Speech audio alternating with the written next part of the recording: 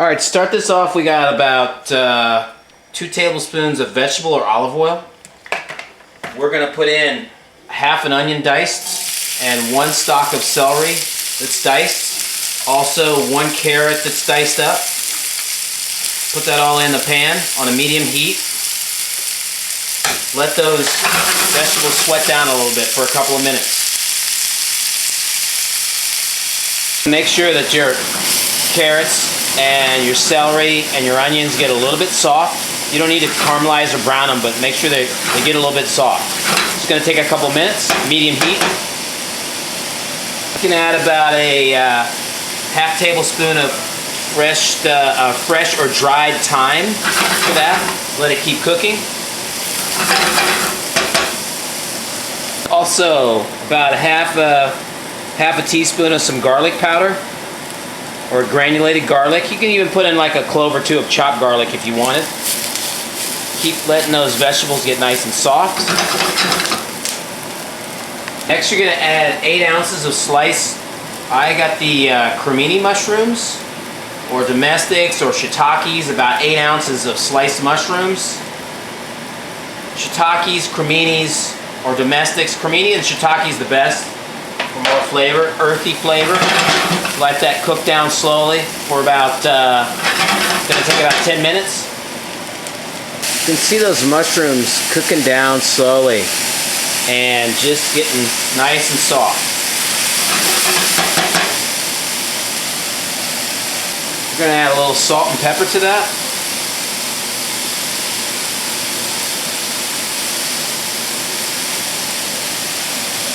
It's been 10 minutes. We're going to turn this off and let it cool. Alright, so we had this mixture cool down and we got a food processor. If you don't have a food processor, you could put this all on a cutting board and just chop it. But if you do have a food processor, it makes it a lot easier. Put all that in the food processor. Onions, carrots, mushrooms, celery, all that in the food processor. Put our top on. You're going to pulse that a couple times. Get it nice and smooth. Scrape it down. Pulse it one more time.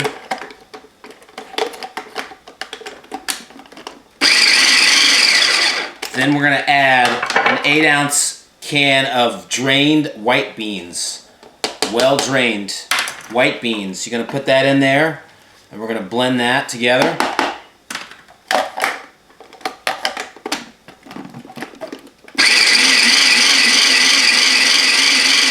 Blend your white beans and your vegetables. There we go. So we took half that mixture out, then we put in about a cup of brown rice. We're going to pulse it.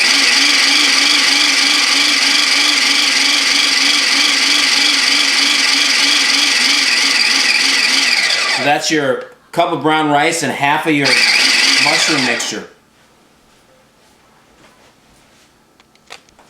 So we're going to take everything out and put in a bowl. Your ground up brown rice, your mushroom mixture and vegetable mixture, put that all in a bowl, all together. So it makes a big mush.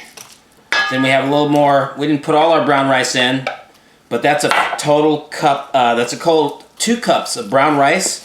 And there's our mixture. All together, right? It's pretty firm.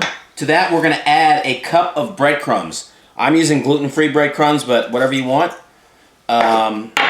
regular or gluten-free. You're going to start mixing that all around and getting it nice and mixed well. Add your breadcrumbs. Keep going around, getting it all mixed in.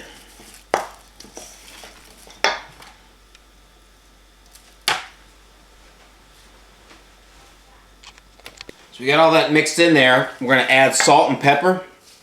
And you can taste it at any time and see how much salt and pepper there is. You can taste the sage in there, the thyme in there, your mushrooms, your vegetables, also your brown rice. It's nice and earthy, but you want to get it really firm and really mix it well. And make sure you taste it, season, and then taste. We're almost ready. It's nice and firm, just like that.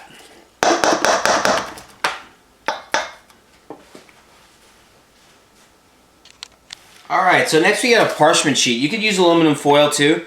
You got to put some vegetable oil or olive oil on the sheet of parchment or aluminum foil. Nice. Cover it really good with oil on that parchment sheet or aluminum foil. We don't want it sticking, okay, all around, right? Then we're going to put our mixture right in the middle. Make sure it's all well mixed. Make sure you seasoned, you tasted it. Has enough salt and pepper in there for you. It's going to taste really earthy. It's going to taste like kind of like a stuffing almost. Everything's in there, right? Once you get everything in there, then we're going to make a log, a roll, a loaf. Yes, a loaf. That's what we're going to do, just like that. That's what you want. You want it nice and firm like that. Then we're going to take our parchment and we're going to press our ends in there and we're going to tighten it up. Get nice and tight. And we're going to press in and press in. Okay? Get it nice and tight like you're rolling sushi. Just like that. Okay? Not too big.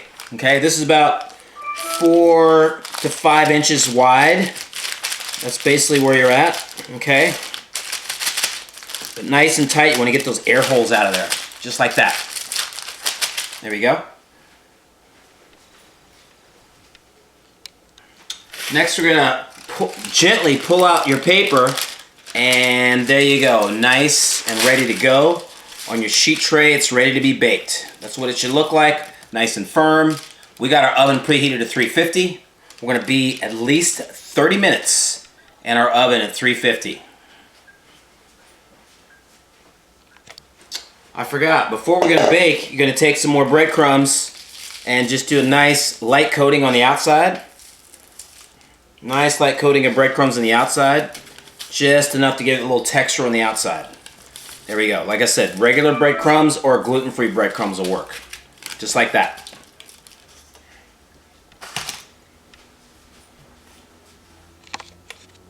Alright, so that was in the oven for at least about 40 minutes. And then what you gotta have a crust on the outside after we put those breadcrumbs on there. And then, you know, let it cool down for a couple minutes before you slice it.